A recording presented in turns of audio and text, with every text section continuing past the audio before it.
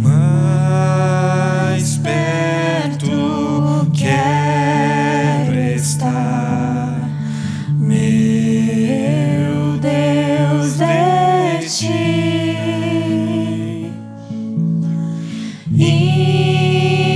Ainda que seja dor que me una a ti, sempre de suplicar, mais perto quero estar, mais perto quero estar, meu Deus, de ti.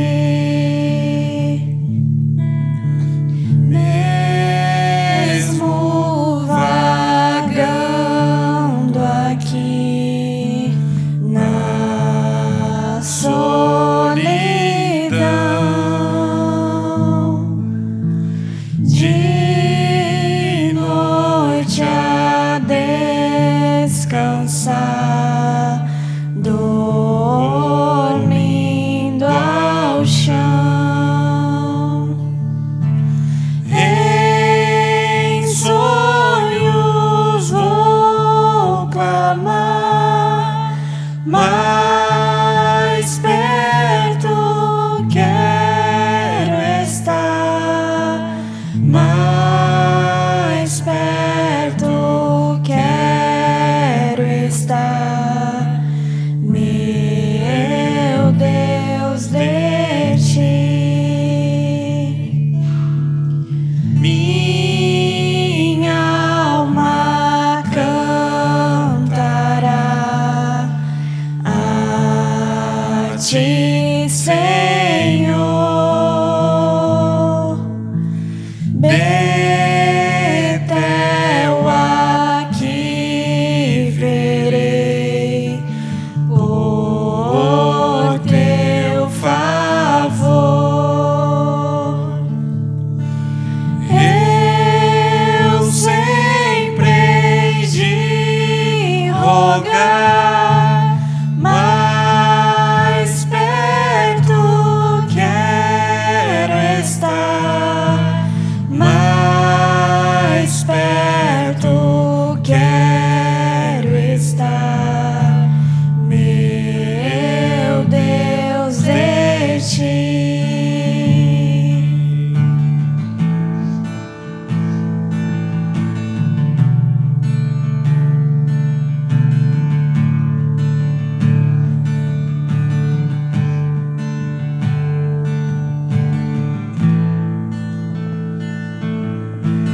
E quando a morte enfim me vier chamar, nos céus com o Senhor irei morar. Então me alegrarei perto de ti,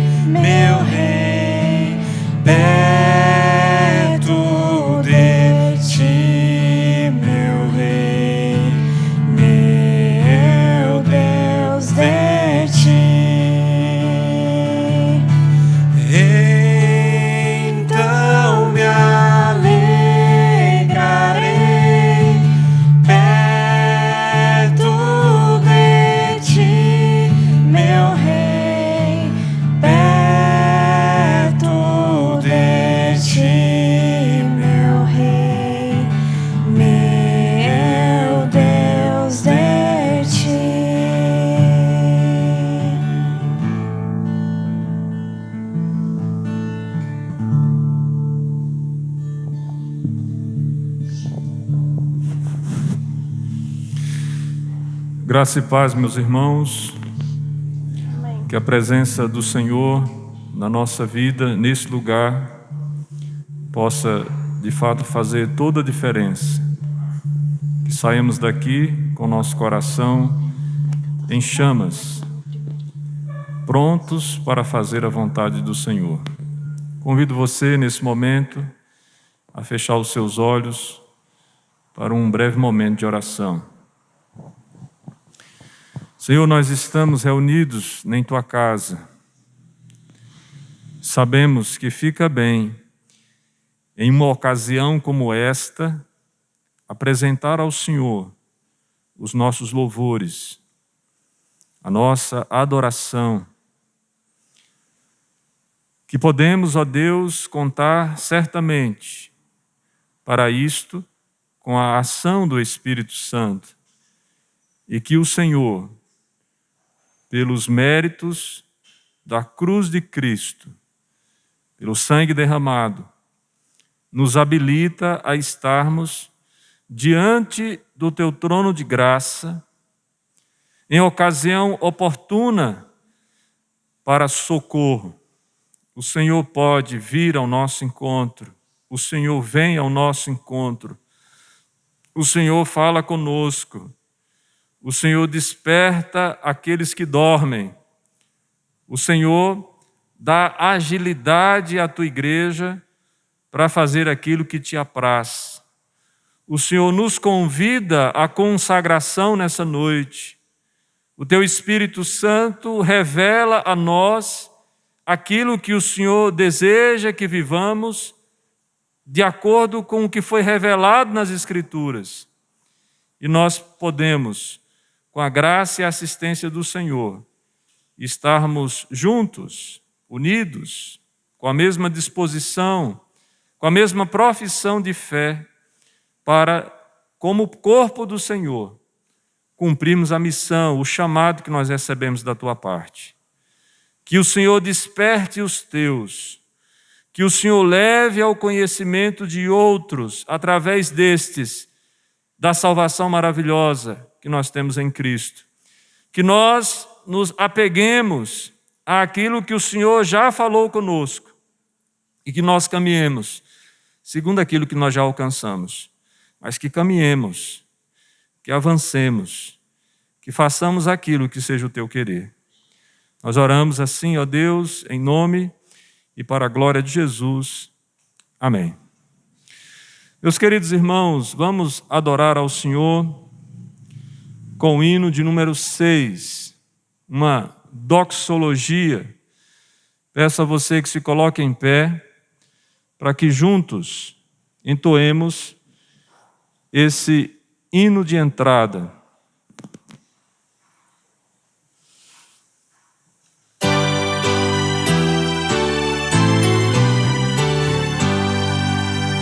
A Deus Supremo Benfeitor, anjos e homens deem louvor.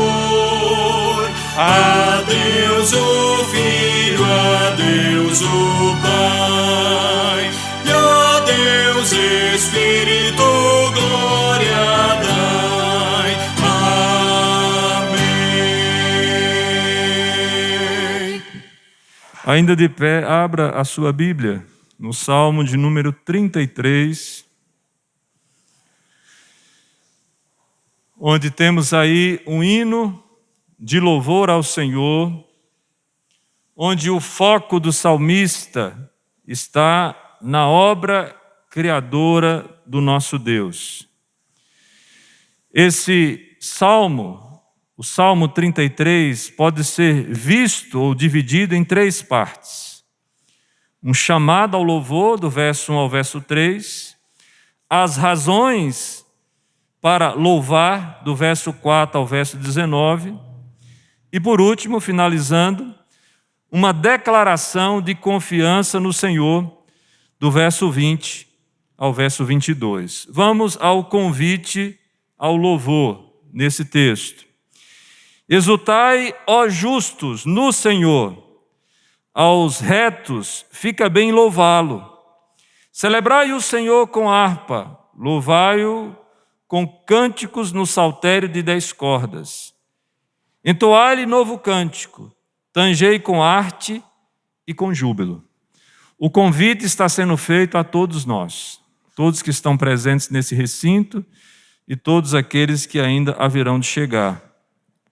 O convite é louvar a Deus. Nós estamos aqui nessa noite para isso, meus irmãos. Portanto, todo o nosso pensamento, todos os nossos sentimentos, tudo aquilo que se processar nesse lugar, que seja para o louvor da glória de Deus.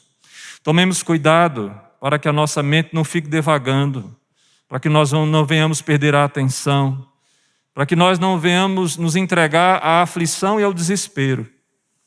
Nós estamos na presença de Deus. Fica bem louvá-lo. O salmista nos convida a isso. E a pergunta que nós precisamos fazer é: quais são as razões para o louvor? Olhe o seu texto novamente, agora a partir do verso 4. Porque a palavra do Senhor é reta, e todo o seu proceder é fiel. Ele ama a justiça e o direito. A terra está cheia da bondade do Senhor. Os céus, por sua palavra, se fizeram, e pelo sopro de sua boca, o exército deles. Ele ajunta em montão as águas do mar, e em reservatório encerra as grandes vagas. Tema ao Senhor toda a terra, temam-no todos os habitantes do mundo, pois Ele falou e tudo se fez. Ele ordenou e tudo passou a existir. O Senhor frustra os desígnios das nações e anula os intentos dos povos. O conselho do Senhor dura para sempre e os desígnios do seu coração por todas as gerações. Feliz a nação cujo Deus é o Senhor e o povo que Ele escolheu para a sua herança. O Senhor olha dos céus, vê todos os filhos dos homens. Do lugar de sua morada, observa todos os moradores da terra. Ele que forma o coração de todos eles, que contempla todas as suas obras. Não há rei que se salve com o poder dos seus exércitos, nem por sua muita força se livra o valente. O cavalo não garante vitória, a despeito de sua grande força, a ninguém pode livrar. Eis que os olhos do Senhor estão sobre os que o temem, sobre os que esperam a sua misericórdia, para livrar-lhes a alma da morte e no tempo da fome conservar-lhes a vida. E o salmo encerra nos 2 últimos versos, que é uma declaração de confiança ao Senhor, que eu gostaria que nós fizéssemos juntos, todos nós. Nossa alma espera no Senhor, nosso auxílio e escudo. Nele o nosso coração se alegra, pois confiamos no seu santo nome. Seja sobre nós, Senhor, a tua misericórdia, como de ti esperamos. Vou repetir mais uma vez, meus irmãos. Guarde no seu coração essa declaração.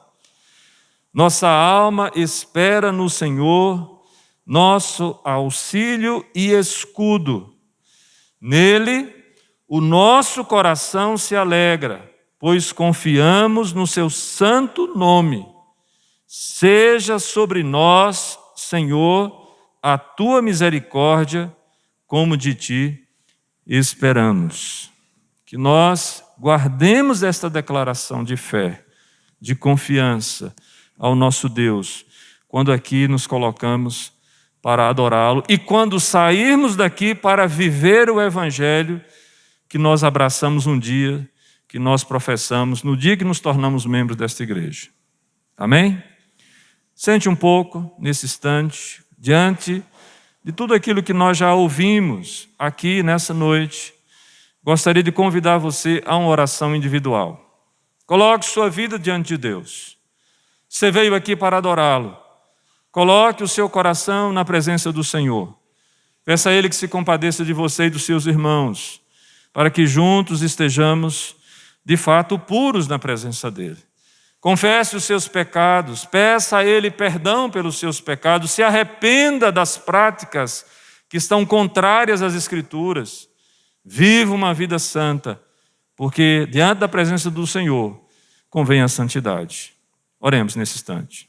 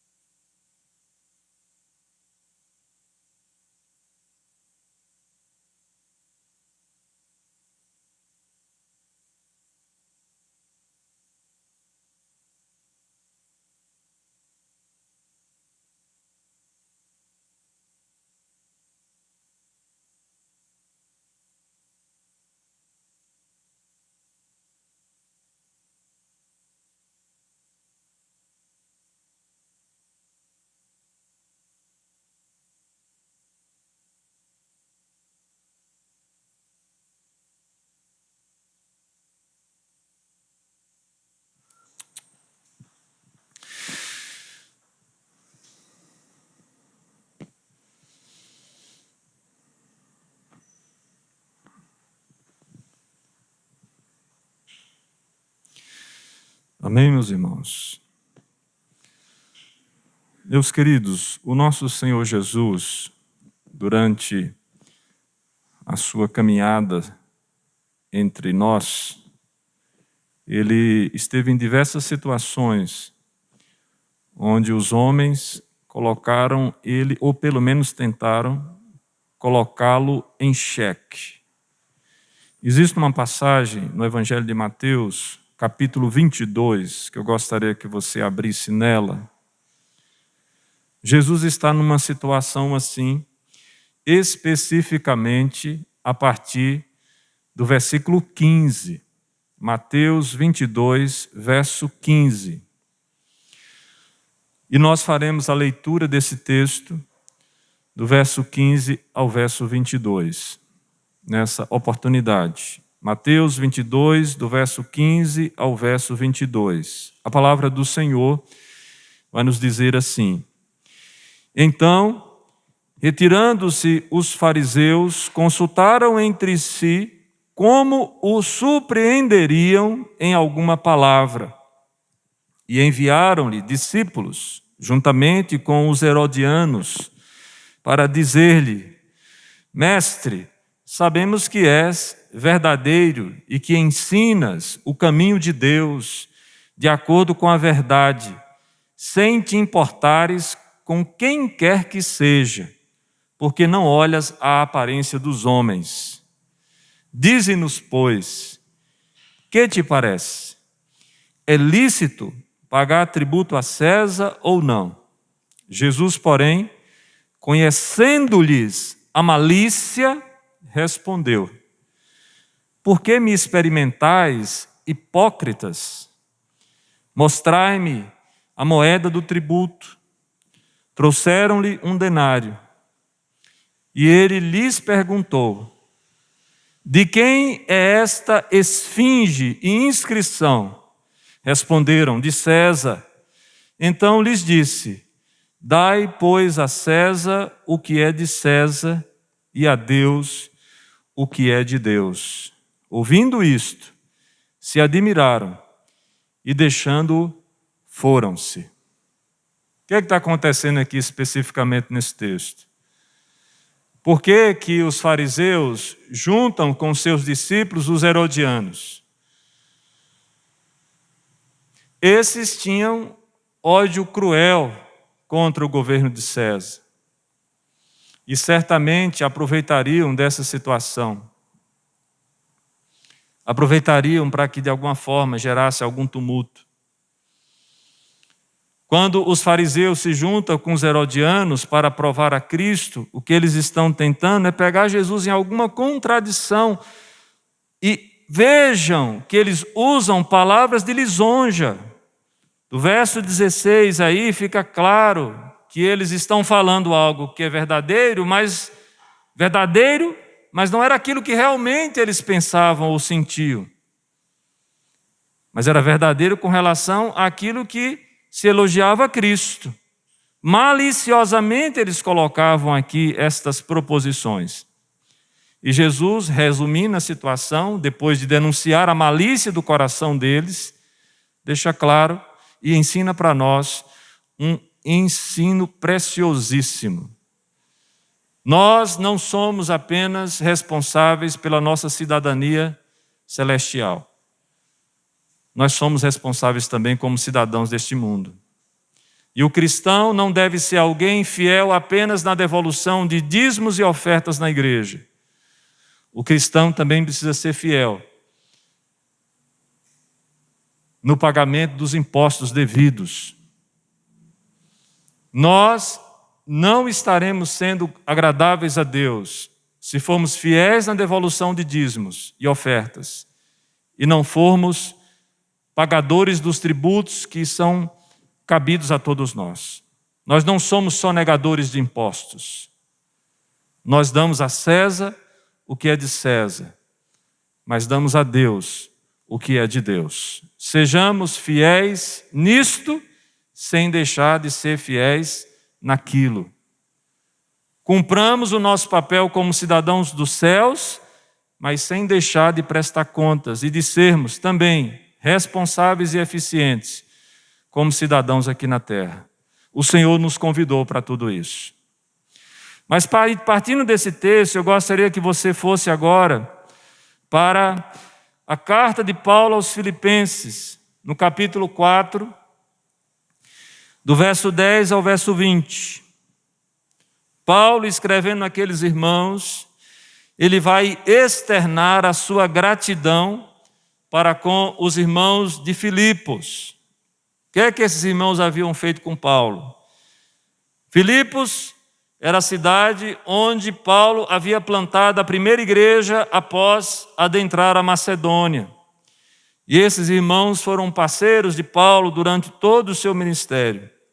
Veja só o que Paulo vai dizer em Filipenses, capítulo 4, do verso 10 até o verso 20. Alegrei-me sobremaneira no Senhor, porque agora uma vez mais renovastes a meu favor o vosso cuidado, o qual também já tinhais antes, mas vos faltava oportunidade. Digo isso não por causa da pobreza, porque aprendi a viver contente em toda e qualquer situação. Tanto sei estar humilhado como também ser honrado, de tudo em todas as circunstâncias. Já tenho experiência tanto de fartura como de fome, assim de abundância como de escassez. Tudo posso naquele que me fortalece. Todavia, fizestes bem, associando-vos na minha tribulação. E sabeis também vós, ó Filipenses, que no início do Evangelho, quando parti da Macedônia, nenhuma igreja se associou comigo no tocante a dar e receber, senão unicamente vós outros. Porque até para Tessalônica mandastes, não somente uma vez, mas duas, o bastante para as minhas necessidades. Não que eu procure o donativo, mas o que realmente me interessa é o fruto que aumente o vosso crédito.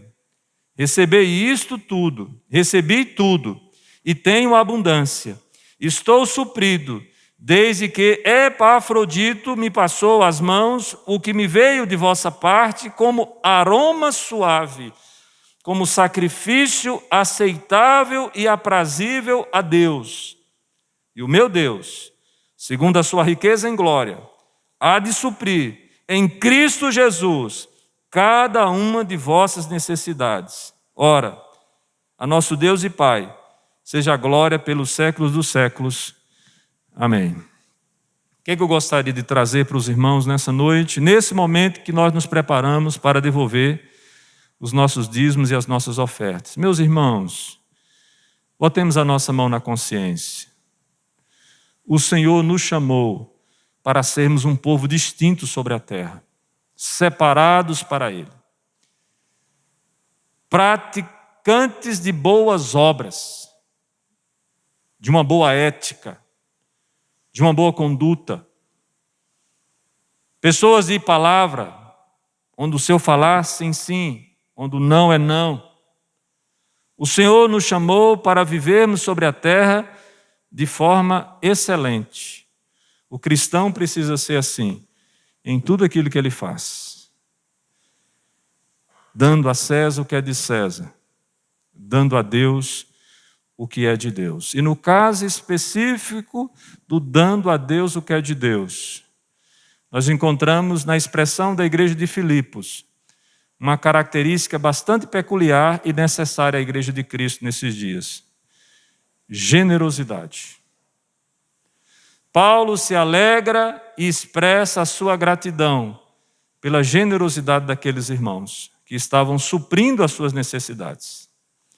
O que me chama a atenção nesse texto é que quando Paulo vai fazendo a sua declaração de gratidão, no final do verso 18, ele trata que o donativo, a ajuda, a oferta,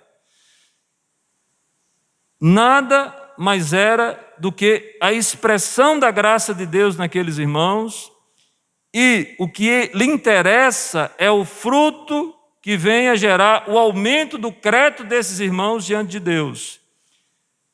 Verso 17. E no verso 18, ele deixa claro que tudo que eles estavam fazendo, inclusive a presença de Epafrodito que esteve ali servindo a Paulo, é apresentado diante de Deus como aroma suave, como sacrifício aceitável e aprazível a Deus. Quando nós nos perguntamos assim, como que eu posso cultuar a Deus? Como que eu posso ter a convicção de que meu culto é agradável ao Senhor? Veja, não só em palavras, mas também em atitudes que esses irmãos tiveram para com Paulo. A igreja precisa estar consciente de que adora ao Senhor com tudo, com a vida, com a capacidade, com as oportunidades, com os bens e tudo isso de forma fiel ao Senhor. Isto é culto a Deus que nós todos devemos prestar. Vamos ficar em pé, nós faremos agora a devolução dos dízimos e das ofertas e cantaremos juntos o hino de número 58, ofertas.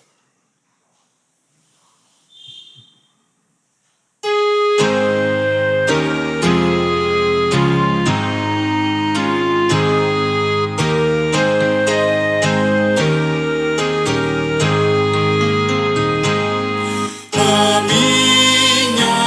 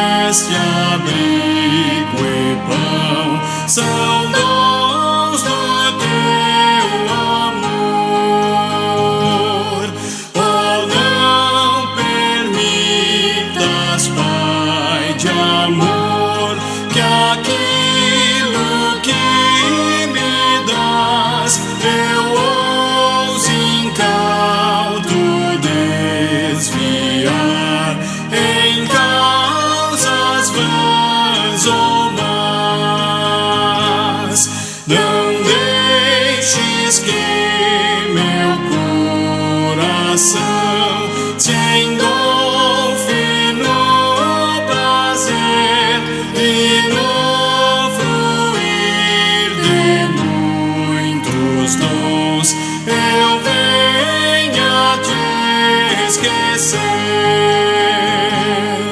Mordomo teu eu quero dar à igreja em proporção a quantas bênçãos recebi de tuas próprias mãos.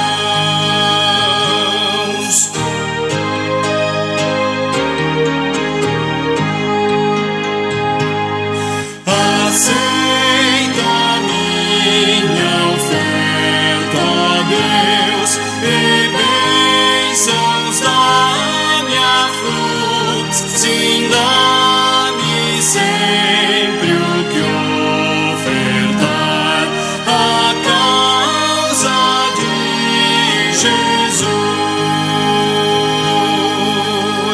Amém.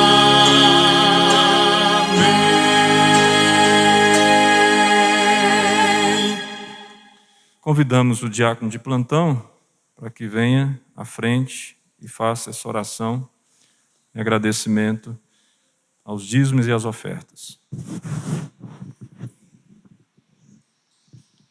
Oremos. Senhor, muito obrigado, Deus. Obrigado pelo nosso dia de hoje, pela saúde que o Senhor tem nos dado, porque sabemos que estamos aqui, ó Pai, porque o Senhor nos trouxe, Pai. Obrigado por cada momento litúrgico, obrigado pelo pregador da noite, pelos cânticos. Que o Senhor esteja abençoando, Senhor, a cada um. E neste momento, em especial, Pai, pelos dízimos e pelas ofertas. Muito obrigado, Pai, por aqueles que trouxeram, ó Pai, uma porção, Pai, daquilo que o Senhor nos diz na Tua palavra. E aqueles que também, ó Pai, que estão desempregados, que o Senhor possa estar abrindo as portas, Senhor. Esteja abençoando a cada um deles, ó Pai. Muito obrigado por cada minuto e que o Senhor também continue conosco, Pai. Prepara para a ceia, prepara o pregador, que o Senhor esteja usando e também abençoando. É em nome e por amor a Jesus que eu oro e que também agradeço. Amém.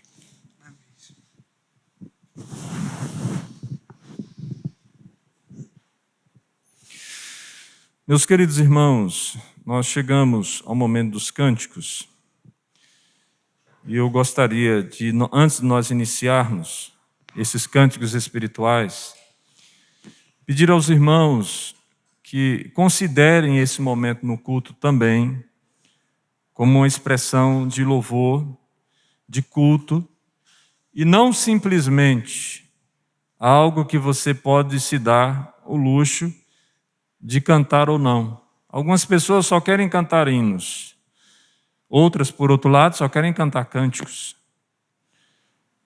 E quando nós fazemos essas escolhas, nós acabamos desvirtuando o que é o culto. O culto não é para agradar você nem a mim. O culto é agradar a Deus. Então cante com alegria, cante com entusiasmo, cante com vivacidade. Você tem voz, você tem força. E louve ao Senhor também com isso tudo, com a sua harmonia. Eu sei que alguns não têm harmonia, mas têm força. Cantem, né? Porque o importante é que você se esforce, que você se entregue, que você faça isso para o louvor e adoração do nosso Deus. Agora, uma outra sugestão e importante orientação: fique atento ao que você está cantando, se de fato corresponde àquilo que é o seu relacionamento com Deus. E se não é, se ajoelhe, ore, peça ao Senhor: Pai, me dá esta graça de poder cantar esse cântico com verdade. Mas cante, continue cantando, suplicando a graça e a misericórdia do Senhor, porque nós estamos aqui no lugar onde aquele que tem poder e graça pode nos acudir. Amém? Então vamos cantar, tá bom? Com energia, viva! Tá? Igreja morta, não, a gente ora logo para Deus levar todo mundo. Viva, tá bom?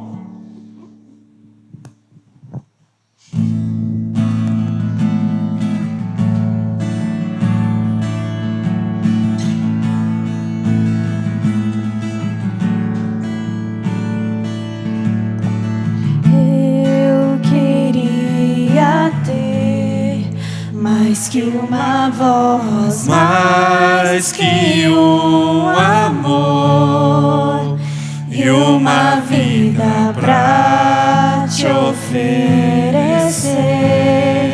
pois tu és muito mais que eu possa ter em meu ser.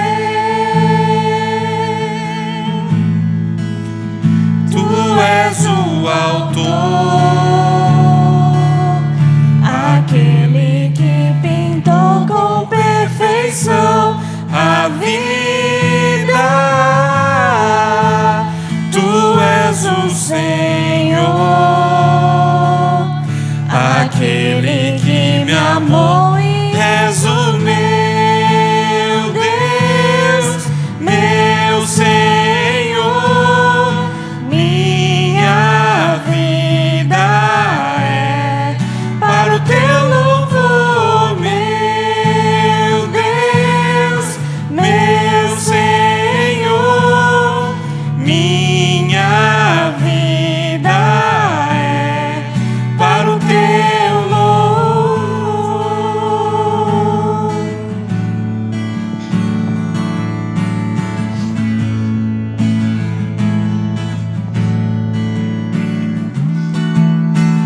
Eu queria ter Mais que uma voz, mais que um amor e uma vida pra te oferecer,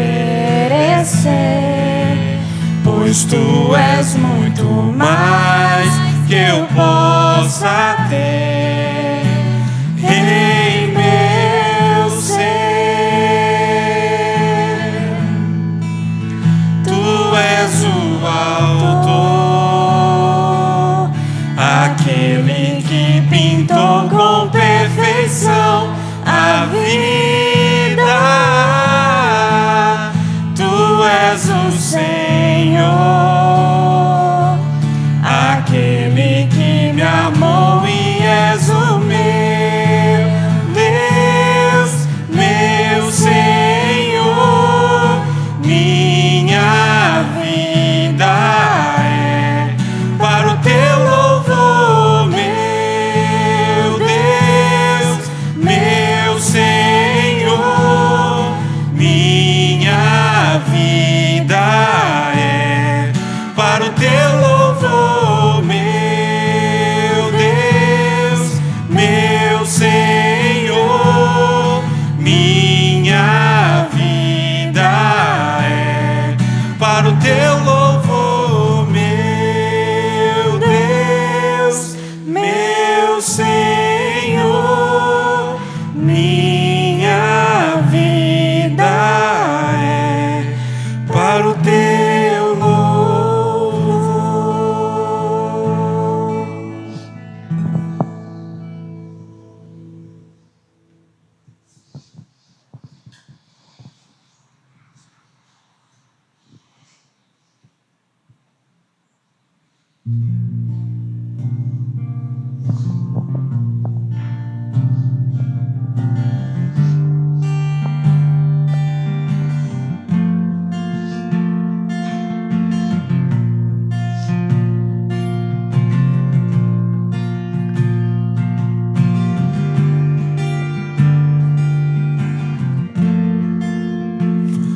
Ainda que eu ande pelo vale da sombra da morte, o teu amor lança fora o medo. Ainda que eu me encontre bem no meio das tempestades da vida, não voltarei, pois perto estás. Eu não temerei o mal, pois o meu Deus comigo estás. E se o meu Deus comigo estás, a quem eu temerei? A quem eu temerei? Oh, não, nunca me deixou. tempestade ou na paz. Oh, não, nunca me deixou, quando bem ou quando mal. Oh, não, nunca me deixou. Oh, Senhor, nunca me deixou.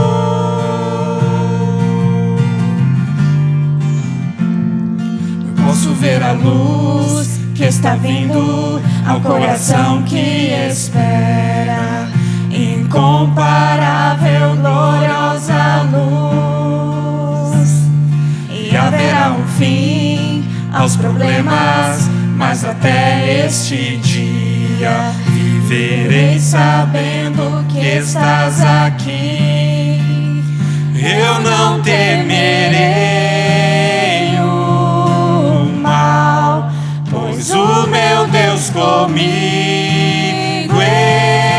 estás. E se o meu Deus comigo estás, a quem eu temerei? A quem eu temerei? Oh, não, nunca me deixou na tempestade ou na paz. Oh, não, nunca me deixou, quando bem ou quando mal. Oh, não, nunca me deixou. Oh, Senhor, nunca me deixou.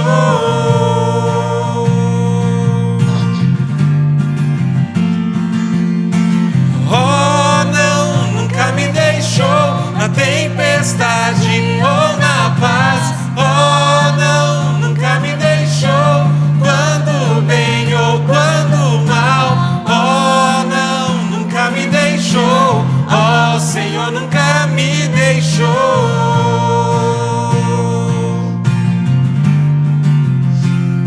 Eu posso ver a luz que está vindo ao coração que espera. E haverá um fim aos problemas, mas até este dia chegar, te louvarei, te louvarei.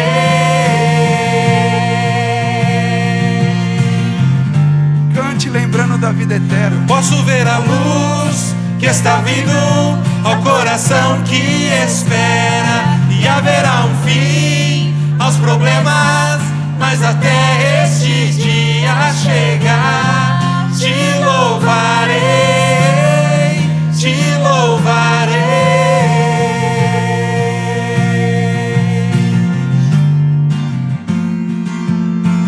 Oh, não, nunca me deixou na tempestade ou na paz. Oh, não, nunca me deixou, quando bem ou quando mal. Oh, não, nunca me deixou. Oh, Senhor, nunca me deixou.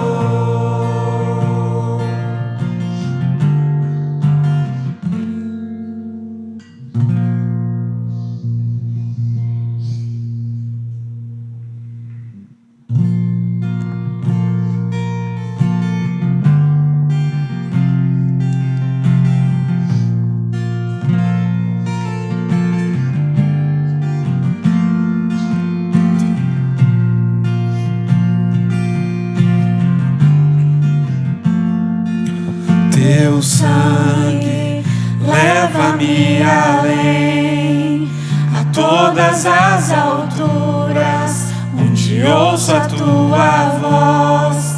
Fala de tua justiça pela minha vida. Jesus, este é o teu sangue. Tua cruz mostra a tua graça, fala do amor do Pai, que prepara para nós um caminho para Ele, onde posso me achegar somente pelo sangue.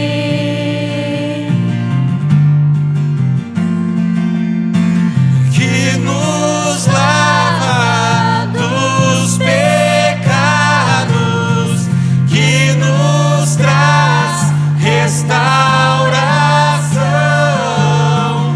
Nada além do sangue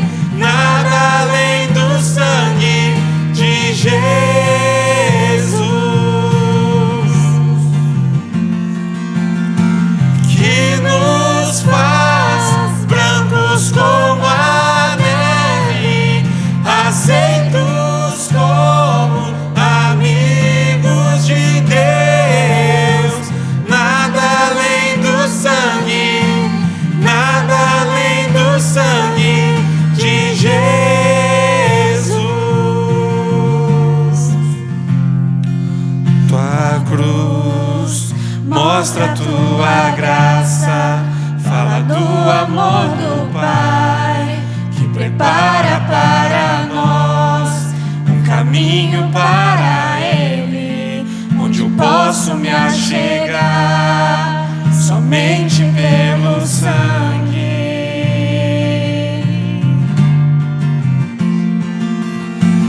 que nos lava dos pecados, que nos traz restauração. Nada além do sangue, nada além do sangue de Jesus,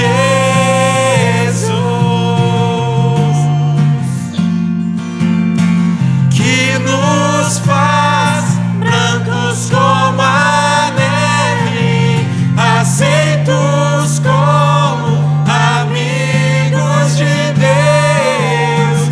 Nada além do sangue, nada além do sangue de Jesus.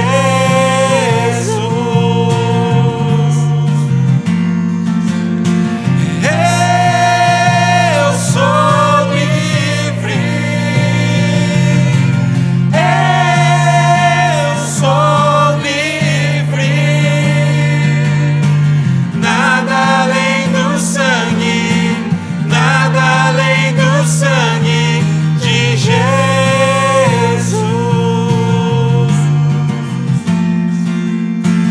Eu sou livre, eu sou livre. Nada além do sangue, nada além do sangue de Jesus.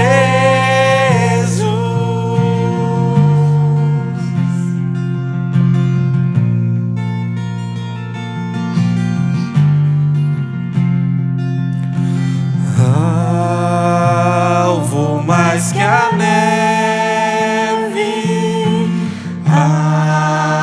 alvo mais que a neve, sim, nesse sangue lavado, mais alvo que a neve eu estou. Alvo mais que a neve, alvo mais que a neve, sim, nesse sangue lavado, mais alvo que a neve eu estou. Só as vozes. Alvo mais que a neve, alvo mais que a neve, sim, nesse sangue lavado, mais alvo que a neve eu estou.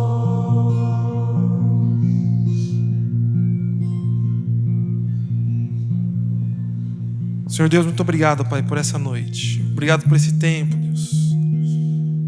Pai, continua falando ao nosso coração, como o Senhor já tem falado através dos cânticos, dos hinos, da Tua palavra lida e cantada.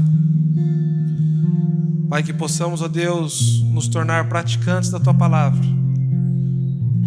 Que possamos viver de acordo com a Tua palavra, Deus. Usa as nossas vidas como instrumentos nas Tuas mãos. E nos ajude a lembrar sempre que o Senhor está conosco, nos dias bons, nos dias maus. O Senhor não nos desampara, o Senhor não nos deixa. E nós só estamos aqui através do sacrifício do Seu Filho Jesus. E nós somos gratos por isso. E que possamos viver uma vida, ó Deus, de louvor ao Senhor, dia após dia, até aquele dia que juntos estaremos todos na Tua presença, desfrutando daquilo que o Senhor já nos prometeu. Em nome de Jesus, para a glória de Jesus é que nós oramos. Amém. A igreja poderia se sentar?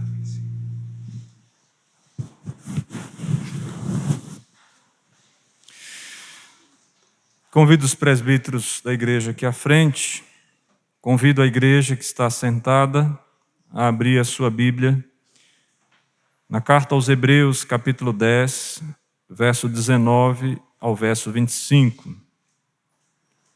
O autor aos Hebreus, os presbíteros não podem ficar aqui à frente, no lugar do serviço da mesa. O texto de Hebreus, capítulo 10, a partir do verso 19, vai nos dizer: tendo, pois, irmãos, intrepidez para entrar no Santo dos Santos pelo sangue de Jesus, pelo novo e vivo caminho que ele nos consagrou pelo véu, isto é, pela sua carne, e tendo grande sacerdote sobre a casa de Deus, aproximemo-nos com sincero coração, em plena certeza de fé, tendo o coração purificado de má consciência e lavado o corpo com água pura. Guardemos firme a confissão da esperança sem vacilar, pois quem fez a promessa é fiel. Consideremo-nos também uns aos outros, para nos estimularmos ao amor e às boas obras. Não deixemos de congregar-nos, como é costume de alguns. Antes façamos admoestações, e tanto mais quando vedes que o dia se aproxima. Irmãos, prestem atenção, irmãos. Nós não podemos esvaziar o significado da comunhão na igreja. O que Jesus realizou na cruz e que está sendo caracterizado e dramatizado no momento da ceia é exatamente o livre acesso à presença de Deus. Dentro daquilo que nós aprendemos pela manhã, quando foi referido aqui sobre o livro de Levítico, a ideia do tabernáculo, a ideia do Santo dos Santos, a presença de Deus naquele lugar que era temida, em que até mesmo os sacerdotes tinham que passar por um preparo, por todo um ritual de purificação, senão poderiam ser consumidos pela presença santa de Deus, porque o livro nos fala sobre santificação, sobre santidade, sobre pureza, porque sem a santidade, nós não veremos a Deus. O nosso Deus é santo e reclama de nossa parte uma postura de santidade. Também devemos ser santos. E o que é que esse texto que nós acabamos de ler nos diz? Que nós somos purificados, não pelo sangue de animais, porque eles só apontavam para o verdadeiro sacrifício, o único verdadeiro sacrifício, o sacrifício de Cristo. E quando Jesus derrama o seu sangue na cruz, nós que cremos na sua morte, na sua ressurreição, nós que identificamos Cristo como sendo o Cordeiro Pascual, aquele que morreu em nosso lugar, substitutivo, é o termo que nós usamos na teologia, nós precisamos estar conscientes de que foi dado a nós o privilégio, a semelhança do sacerdote que nós encontramos no Antigo Testamento. Agora, um sacerdote que não precisa mais de fazer sacrifício de bodes e de carneiros, mas um sacerdote que, por conta do sangue de Cristo, pode estar no Santo dos Santos, porque o véu que separava o santo lugar do Santo dos Santos foi rasgado de alto a baixo no momento que o sacrifício de Cristo foi entregue na cruz. Nós temos acesso a Deus. Mas quando a gente fala da ceia, da comunhão, da mesa, nós não podemos nos esquecer que esse sangue derramado também nos conecta, nos liga, nos torna uma grande família. A igreja é o corpo de Cristo e o sangue que corre nas veias do corpo de Cristo é o sangue do sacrifício do Cordeiro. Nós precisamos, meus irmãos, nos aproximar uns dos outros, precisamos viver próximo, amar uns aos outros, perdoar uns aos outros. Eu sei que nessa igreja aqui tem muita gente chata, muita gente insuportável, muita gente custosa, na sua opinião, é claro. Mas todos esses que foram colocados aqui foram comprados pelo preço de sangue. São nossos irmãos.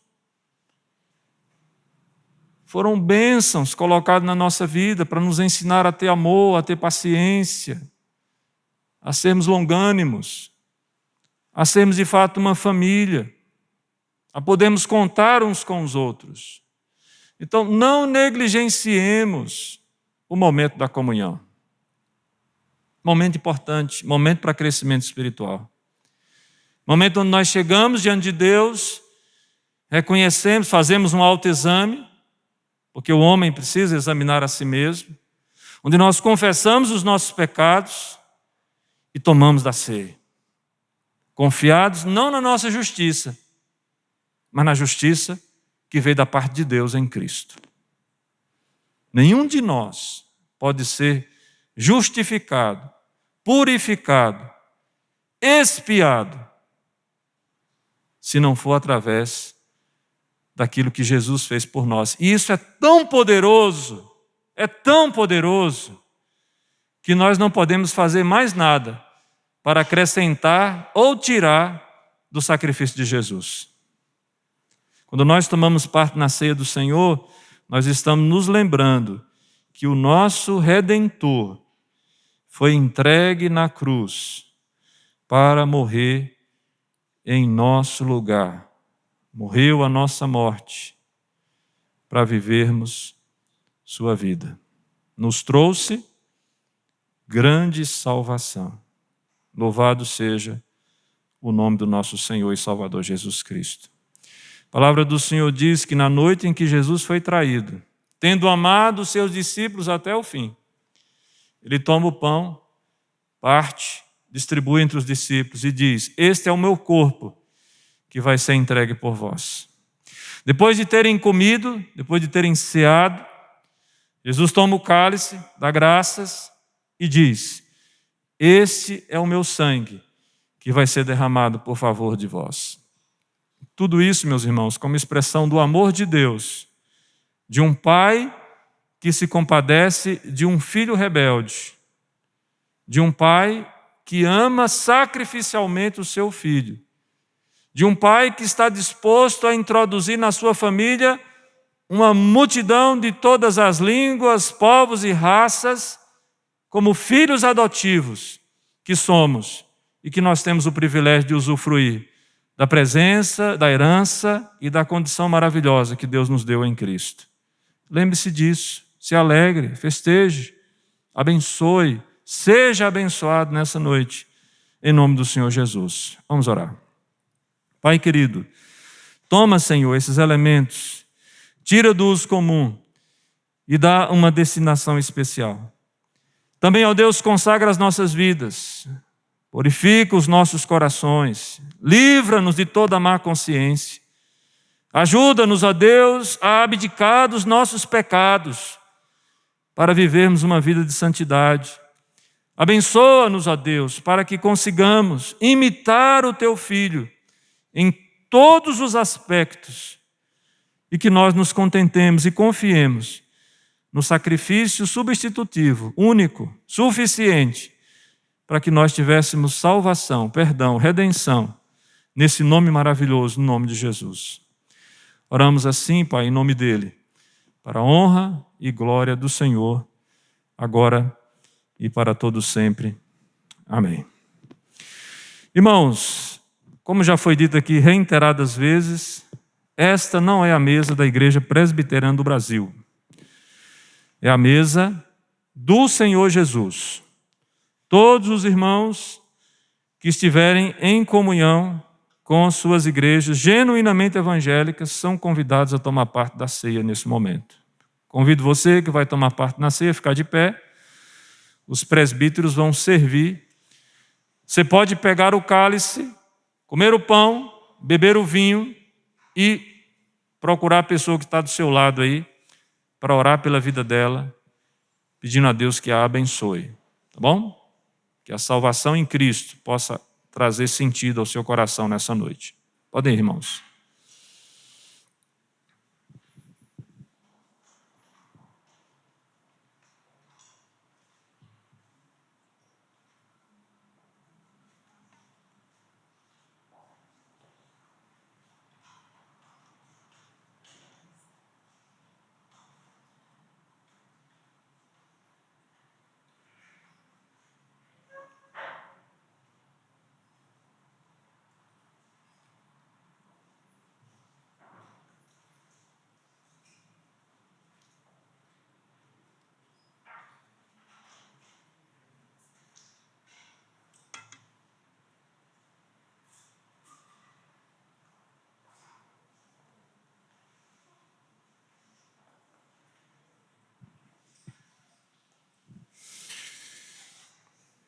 Procure ter comunhão com seus irmãos agora nesse momento. Ore e abençoe a vida dele.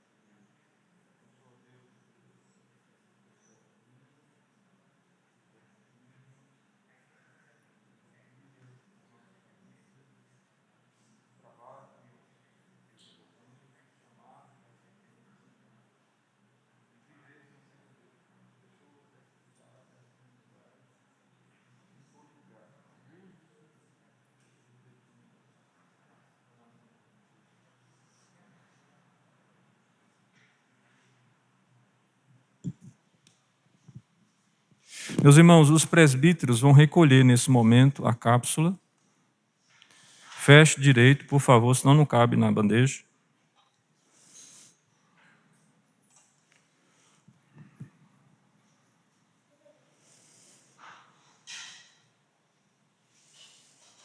Os irmãos que já entregaram a cápsula, abram a Escritura na primeira epístola de Pedro, capítulo 2, verso 11 e verso 12. É o texto da exposição nessa noite.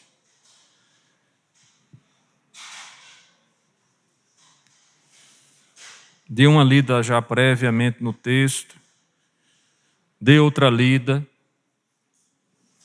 mais uma terceira lida no texto, são apenas 2 versos. Importante que os irmãos guardem, memorizem as Escrituras e saiam daqui com a disposição honesta no coração de vivê-la. Agradeço a participação dos irmãos presbíteros, vocês podem sentar. Lá também abram a Bíblia de vocês, na primeira epístola de Pedro, capítulo 2, verso 11 e verso 12.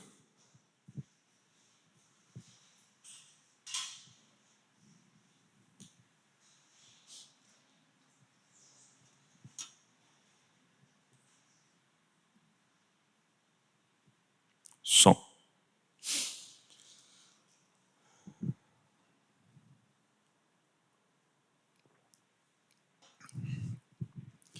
Só um pouquinho enquanto a saturação volta. Convido os irmãos a manterem a sua Bíblia aberta durante a exposição bíblica.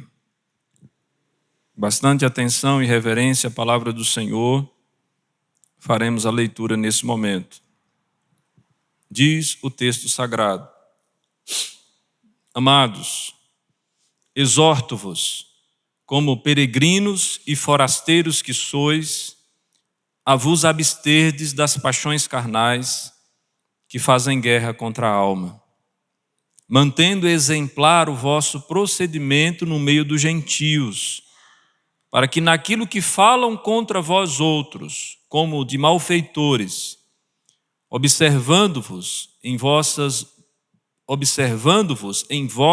boas obras, glorifiquem a Deus no dia da visitação.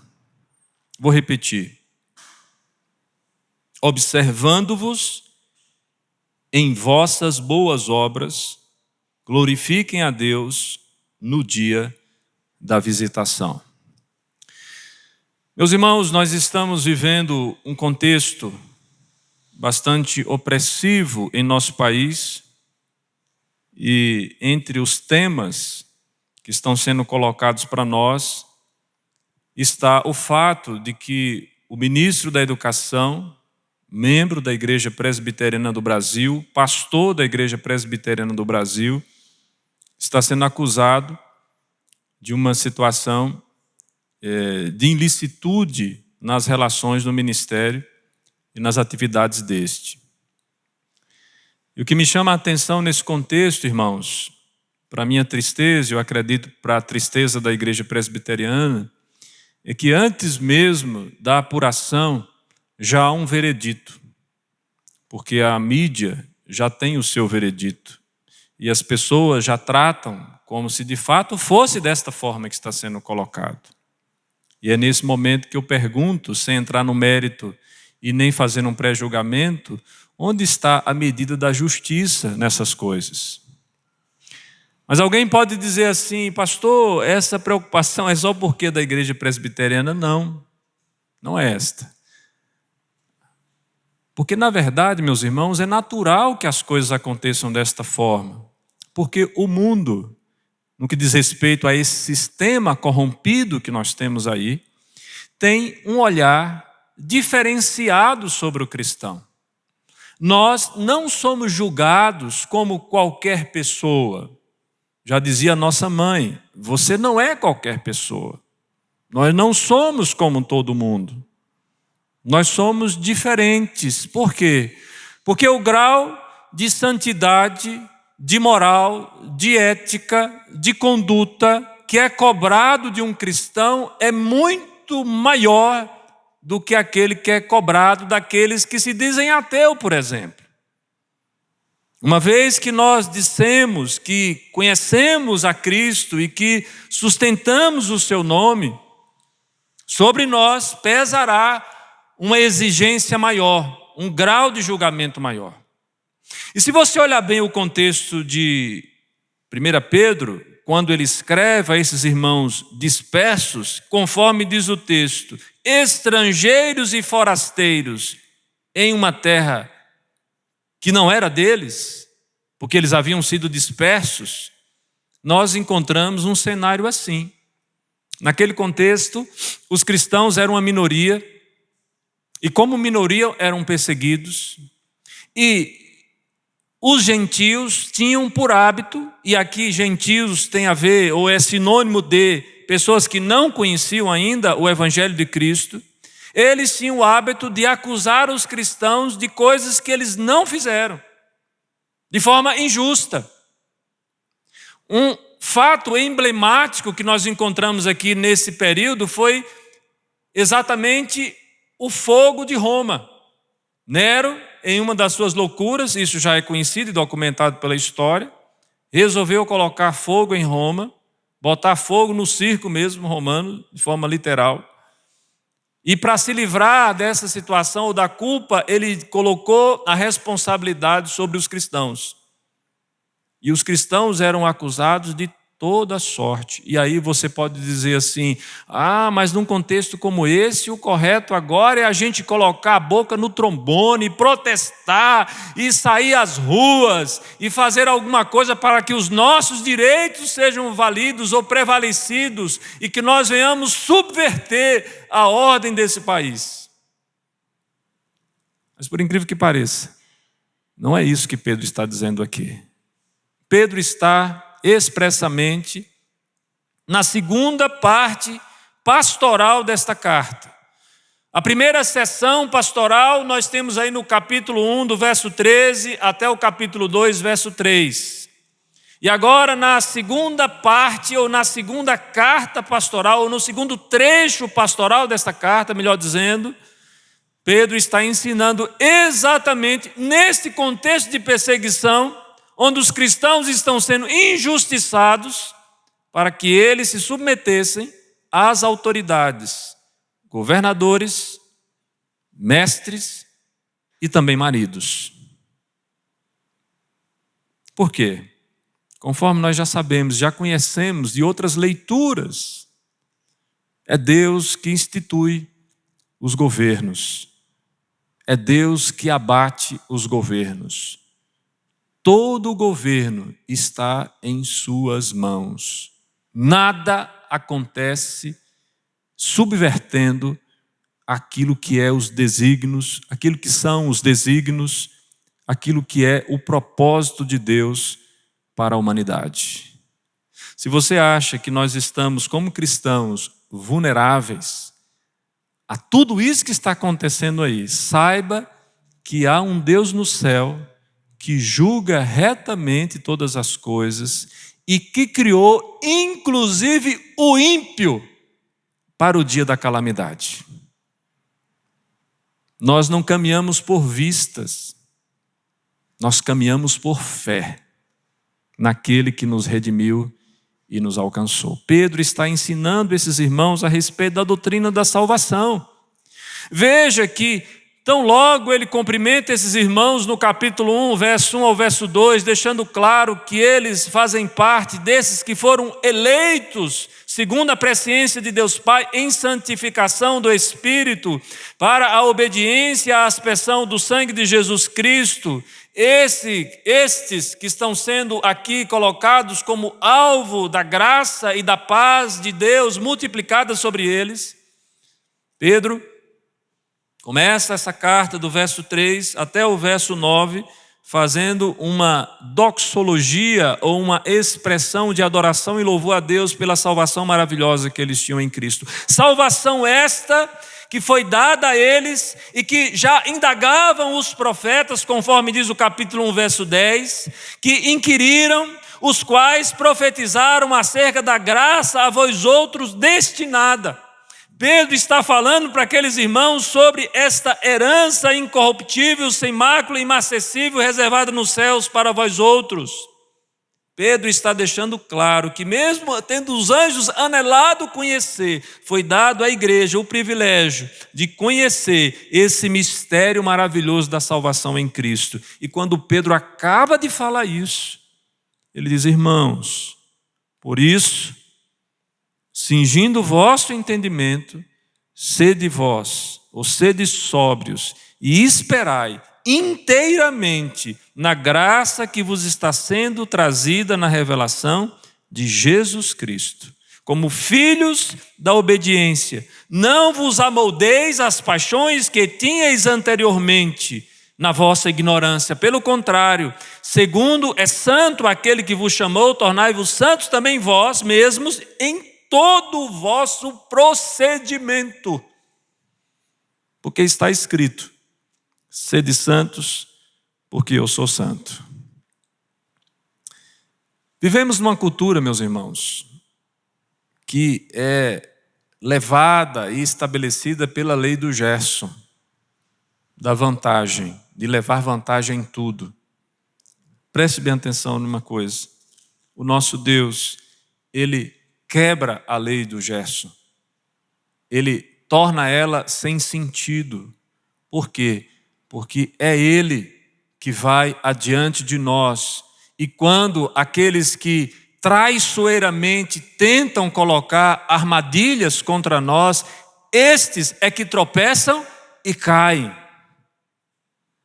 Porque Deus está no comando de todas as coisas. Diante dessas convicções, quando nós chegamos nessa segunda parte, ou nessa segunda sessão pastoral, eu diria que nós temos muito a aprender e a começar com o apelo que Pedro está fazendo aqui nesse texto, instigando os irmãos a viverem como estrangeiros no mundo, mas vivendo neste mundo, mas sabendo que são estrangeiros e forasteiros. Entenda que pode parecer contraditório, mas não é. São dois lados da mesma moeda. Nós somos chamados para servir a Deus, consagrados ao Senhor. Devemos viver de maneira digna sobre esta terra, mas nós não somos daqui. Nós pertencemos a Deus. Por outro lado, enquanto aqui nós vivemos, devemos ser peregrinos, continuar vivendo, fazer nossas casas, dar os nossos filhos em casamento, viver a cidade, andar pela cidade como Paulo andou lá em Atos capítulo 17, naquele contexto da idolatria ateniense. Nós precisamos entender, meus irmãos, que nós não fomos tirados para sermos pessoas alienadas à vida da cidade. Nós somos chamados para viver. E quando Pedro vai instar esses irmãos, aqui no versículo 11, gostaria que você prestasse bem atenção, ele começa a falar com aqueles irmãos de forma, ou tratando aqueles irmãos de maneira muito carinhosa. Ele diz: caros amigos, ou amados. E esta forma de tratamento indica uma relação amigável que Pedro tem para com aqueles irmãos.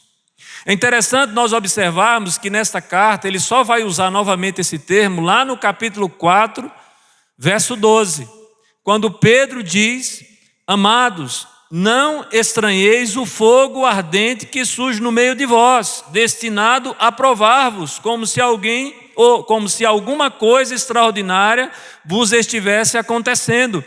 Pedro está falando para os irmãos que estão sendo provados, que estão passando por sofrimento, que estão sendo perseguidos, que estão sendo acusados injustamente, que estão vivendo como estrangeiros e forasteiros, hostilizados, rejeitados, assim como Cristo foi rejeitado.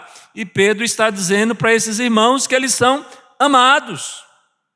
Amados de quem? Amados primeiramente do apóstolo Pedro. Está mais do que evidente na passagem que eles eram próximos a Pedro. Mas amados também da parte de Deus. Deus amava aqueles irmãos. Deus nos ama da mesma maneira.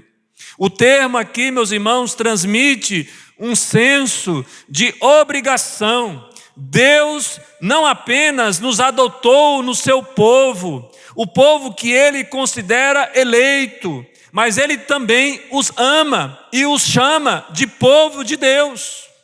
Veja o que foi que Pedro acabou de dizer anteriormente no versículo 9 e 10.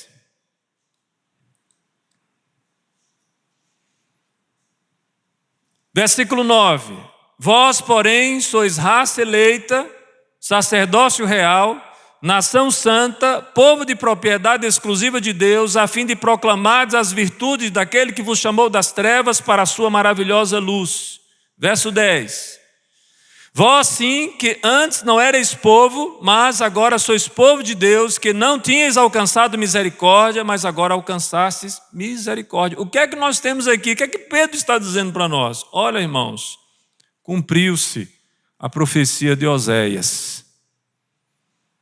Quem não era povo, agora é povo, conforme Oséias já havia preconizado. Quem não era favorecido, agora passou a ser favorecido, alcançou misericórdia e graça da parte do Senhor. Nós somos este povo amado da parte de Deus. Primeira situação que eu gostaria de aplicar para nós aqui nessa noite. Meus irmãos, preste atenção. Nós vivemos um mundo estético, um mundo da aparência, um mundo onde se valoriza apenas aquilo que aparentemente é belo. Aquilo que traz na sua apresentação certa ação ostentiva, não sei se a palavra correta seria essa, mas vive-se hoje para ostentar alguma coisa, mostrar que é alguma coisa. E as pessoas fazem a escolha de marcas, fazem a escolha de modelos, fazem a escolha de lugares por conta destas coisas. E elas são julgadas e valorizadas por isso.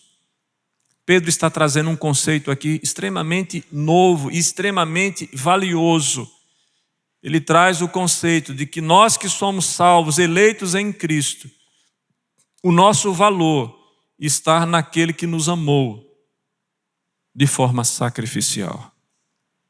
Pedro diz que nós somos amados da parte de Deus. Deus nos escolheu para ser o seu povo e nos amou até o fim.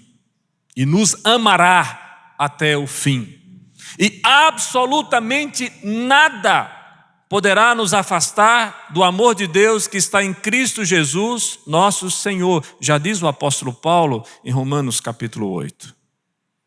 Nada. E quando nada, o que nada quer dizer aqui?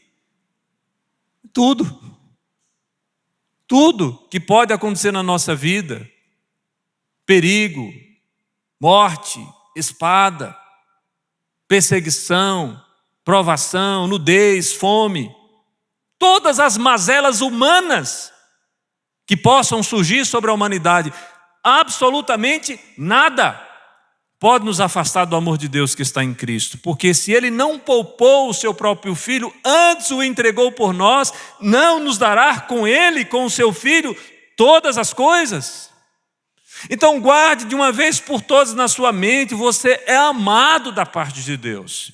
Agora entenda também, para que nós façamos o contraponto com essa teologia herética que está aí no mercado, que Deus nos ama, não é porque nós inspiramos a Deus, não é porque nós somos pessoas agradáveis a Deus. Nós somos amados por Deus porque Deus é amor, é em decorrência do ser dele, do que Ele é, da forma como Ele se revela, da forma maravilhosa como Ele é capaz de se compadecer da sua criação. O que dá prazer em Deus quando Ele olha para nós, não é a nossa vida manchada e ofendida pelo pecado, contaminada, mas o prazer de Deus ao olhar para nós é porque Ele vê na nossa vida a obra de Cristo. Ele olha para mim, para você, e vê o trabalho acabado, finalizado, porque a obra de Cristo já foi realizada na cruz. Mas quando Pedro acabou de fazer esta consideração, ele faz o apelo.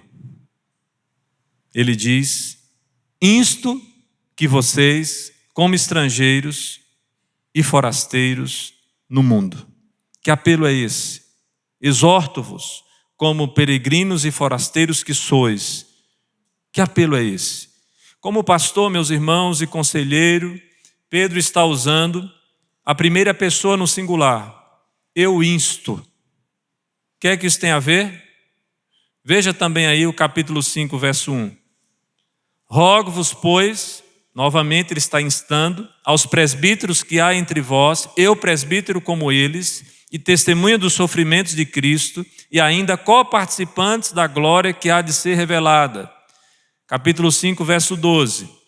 Por meio de Silvano, que para vós outros é fiel irmão, como também o considero, vos escrevo resumidamente, exortando-vos e testificando de novo, que esta é a genuína graça de Deus, nela estai firmes.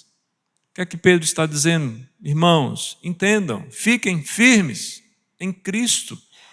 Vocês são forasteiros e estrangeiros no mundo. Vocês precisam se conduzir neste mundo de forma distinta. E os crentes, de fato, meus irmãos, são estrangeiros e forasteiros. Nós vivemos em um país, mas nós não somos, em comparação à realidade espiritual, propriedade desse país. Nós estamos aqui emprestados. Nós somos, na verdade, cidadãos dos céus. Moramos nesse país, devemos nos adaptar a ele. É claro, sem nos deixar contaminar por este mundo, pelo pecado, pelas estruturas e as relações corrompidas. Mas somos sim forasteiros nele. Um mundo estranho, um mundo hostil, um mundo que não consegue entender a cidadania do céu que nós temos. Mas conforme Paulo vai dizer lá em Filipenses, capítulo 3, verso 20, a nossa pátria está nos céus, de onde também aguardamos o Salvador, o Senhor Jesus Cristo. John Stott, nos seus livros, ele traz algo extremamente pertinente e valioso para nós. Ele fala que o cristão, ele é alguém dotado de uma dupla cidadania. O que é que significa na concepção desse pastor anglicano chamado John Stott? Nós temos que viver este mundo. Estamos no meio dele. Fomos chamados para viver Cristo neste mundo.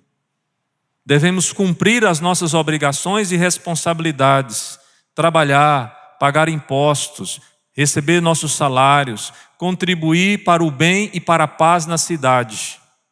Tudo isso é responsabilidade do cristão. Exercer a sua profissão com fidelidade.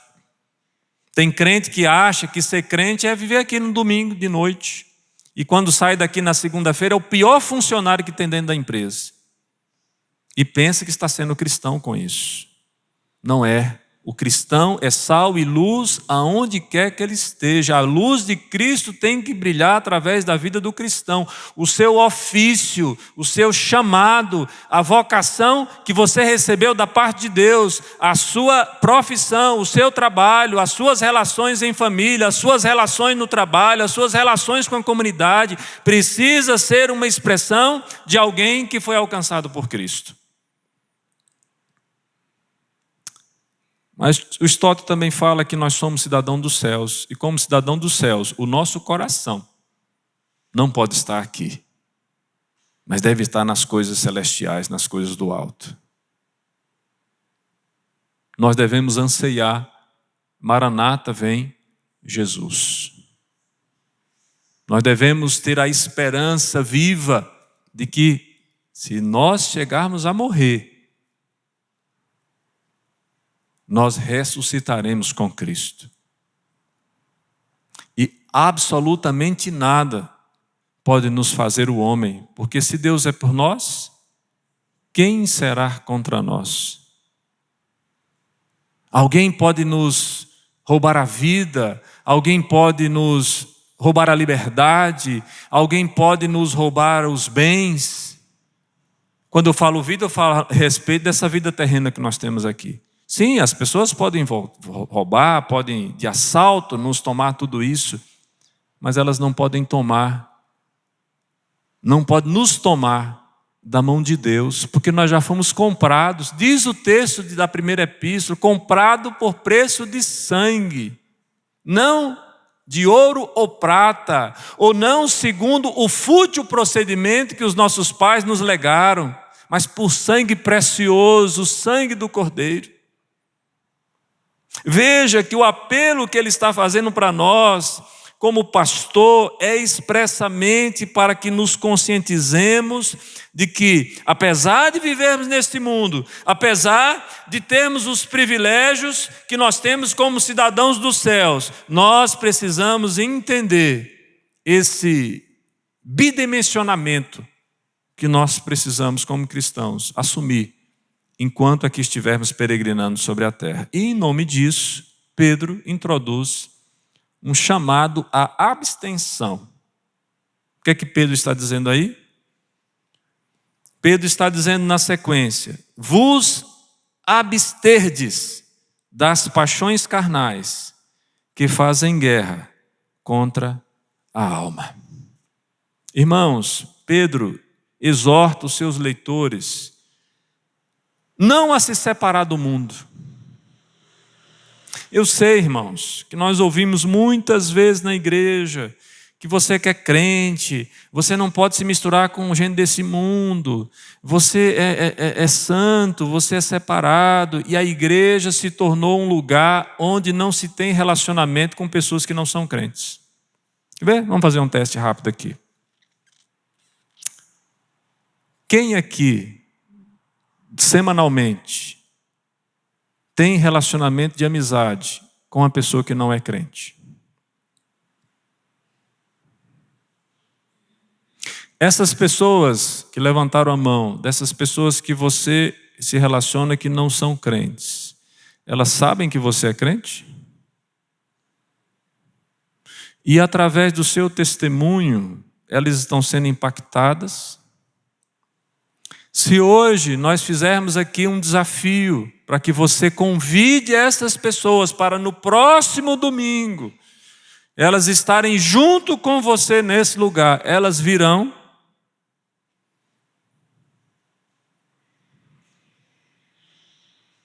Mudou alguma coisa?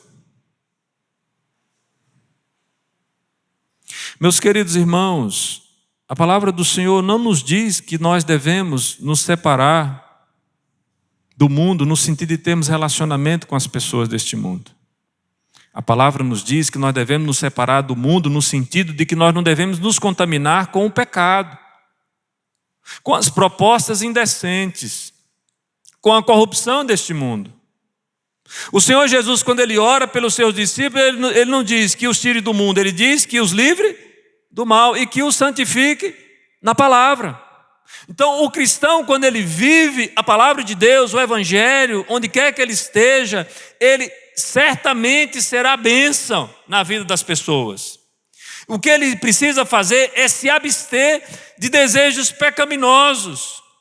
Ele deve tomar cuidado, porque esses desejos pecaminosos, que é resultado da cobiça humana, conforme Tiago no capítulo 1, verso 15 vai colocar, uma vez que esta cobiça dá luz ao pecado, e o pecado vem a ser consumado, isso gera morte. E o que o Pedro está dizendo aqui, meus irmãos, é que os desejos pecaminosos estão em guerra contra a nossa alma.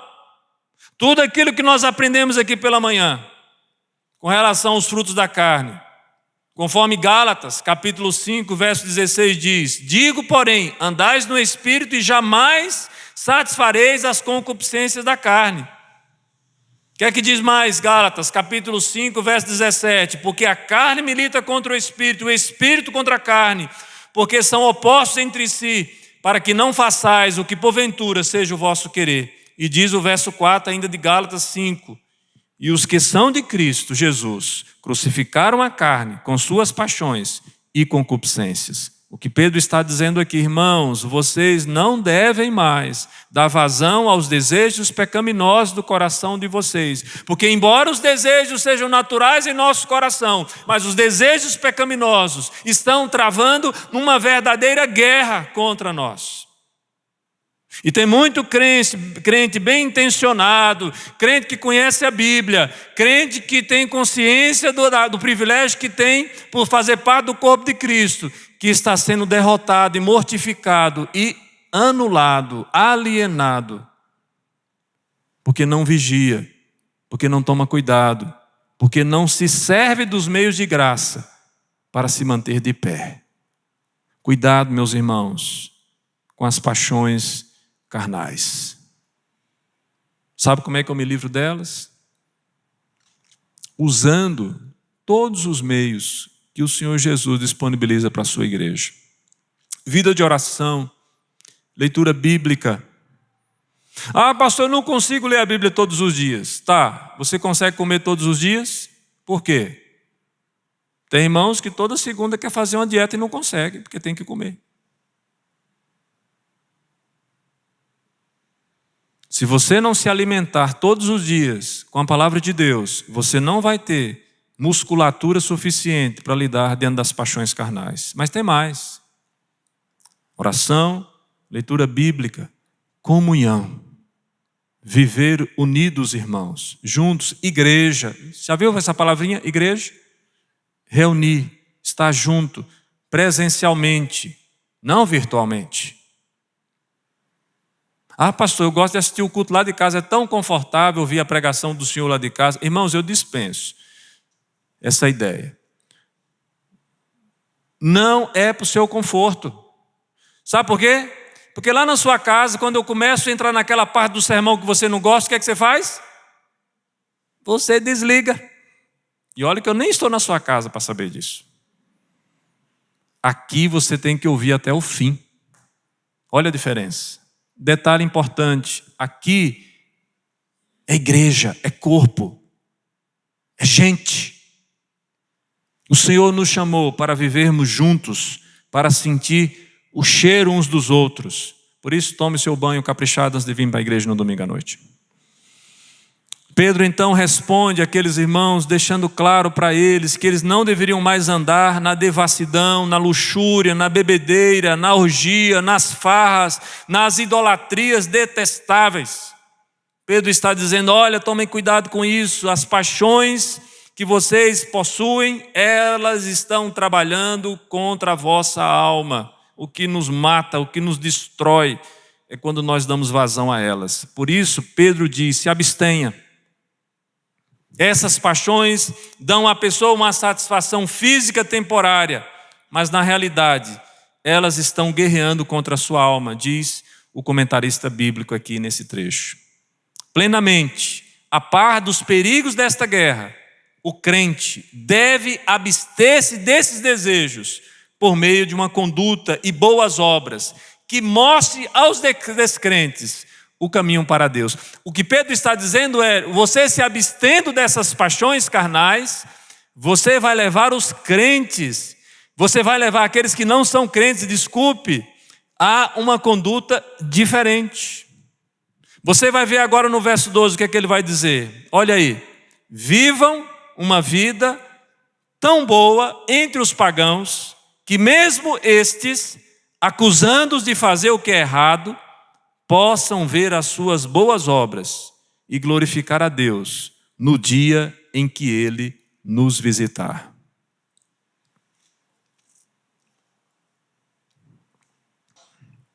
Meus queridos irmãos, e aqui eu acredito que esse texto casa mais uma vez com a nossa necessidade. Foi pregado um evangelho também um tempo atrás que falava só das negativas. E até tinha ditados populares que diziam assim, o que é um crente? Crente é aquele que não fuma, não bebe, não joga. Não era assim? Crente era aquele que não fazia uma série de coisas que as outras pessoas faziam. Sim, o crente precisa se abster de várias coisas que são prejudiciais para a vida humana ou para a vida em sociedade. Mas o crente precisa também fazer outras. O evangelho não é simplesmente de negativas, é também de afirmativas. Se existem abstenções, existem também afeições que nós precisamos ter. Aferições práticas que devem fazer parte da nossa vida. E o verso 12 diz: vivam uma vida tão boa entre os pagãos, ou seja, entre aqueles que estão no mundo, que mesmo estes, acusando-os de fazer o que é errado, possam ver as suas boas obras e glorifiquem a Deus no dia em que Ele nos visitar. O que é que Pedro está dizendo, trocando em miúdos? Pedro está dizendo o seguinte: o povo de Deus que vive na sociedade deve ter um estilo de vida onde se evidencia o amor, a misericórdia, a verdade, a justiça, de tal maneira que esses que são descrentes, esses que são pagãos, esses que não creem em Deus, possam ver as boas obras desses cristãos e eles possam, consequentemente, glorificar a Deus no dia da sua visita. Viva uma vida boa, que agrada ao Senhor. Um estilo de vida que deve distinguir o cristão no meio de toda uma sociedade. Deixa eu perguntar uma coisa para você. Como tem sido o seu estilo de vida?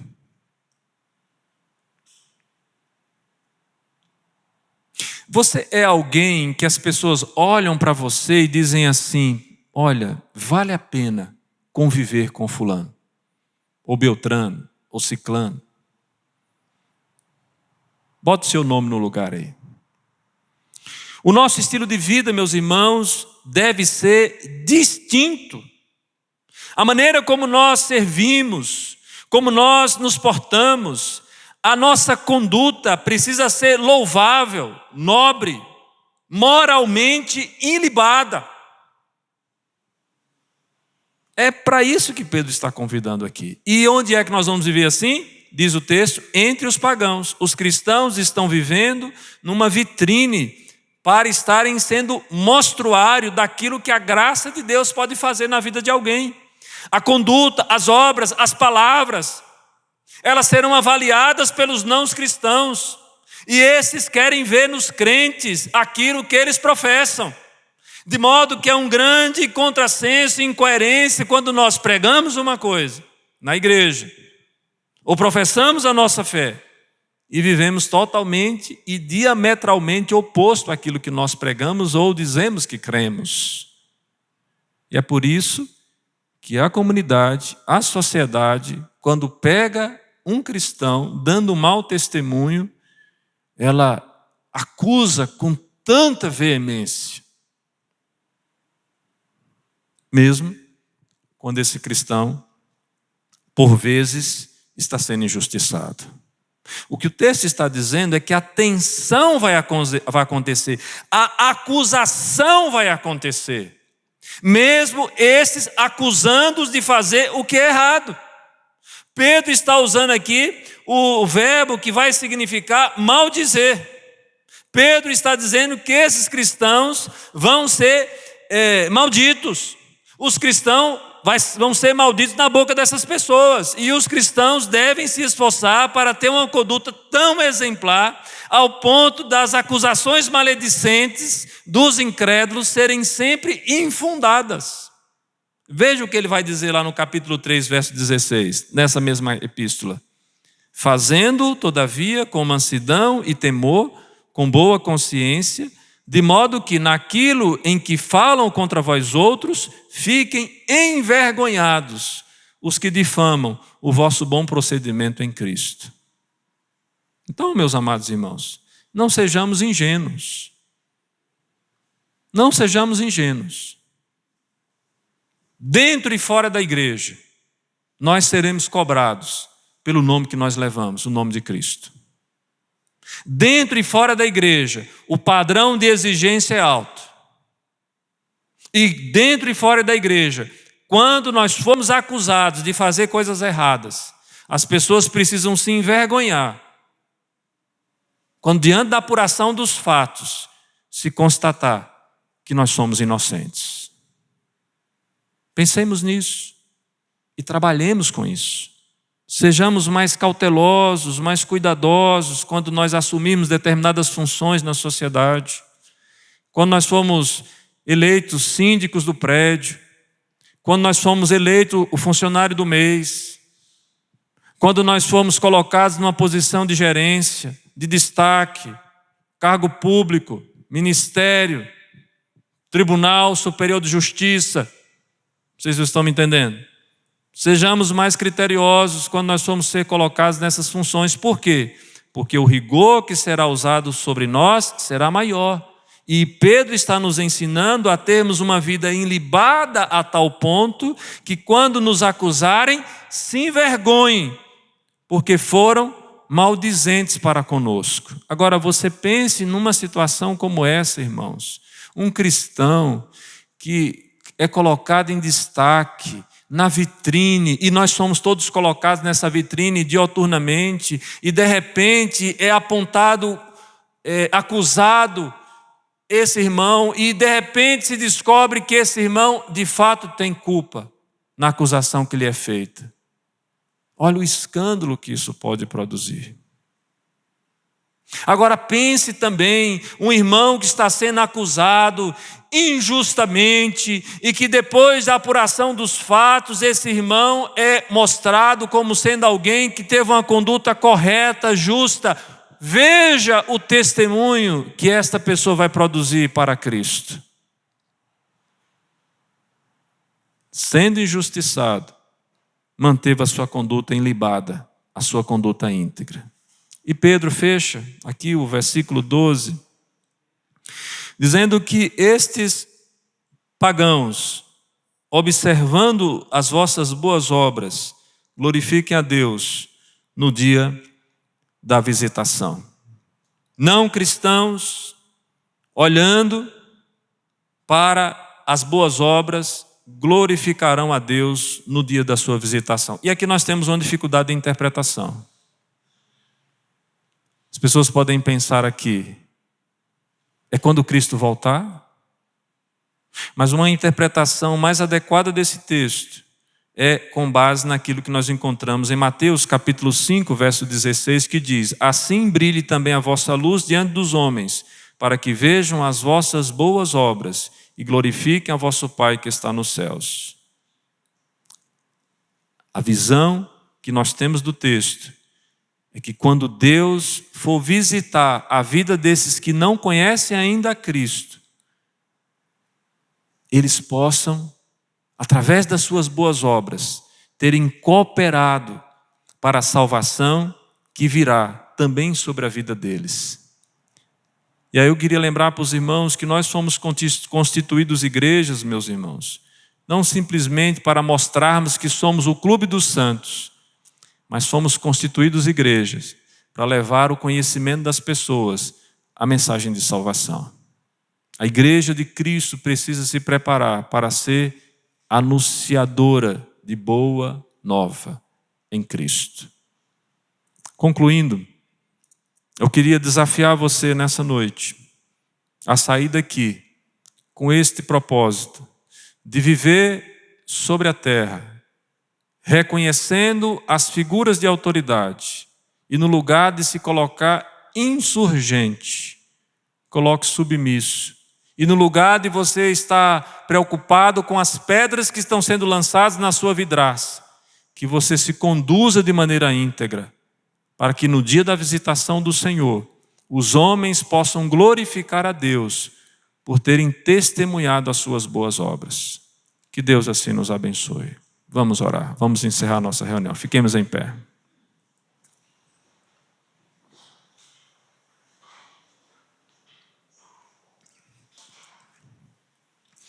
Senhor Deus, abençoa o teu povo nessa noite. Derrama as tuas bênçãos sobre nós. Nós te suplicamos em nome de Jesus. Recebe a bênção, meus irmãos. Que a graça do nosso Senhor e Salvador Jesus Cristo, que o amor do Deus Pai Todo-Poderoso, que a ação consoladora e capacitadora do Espírito Santo esteja sobre nós,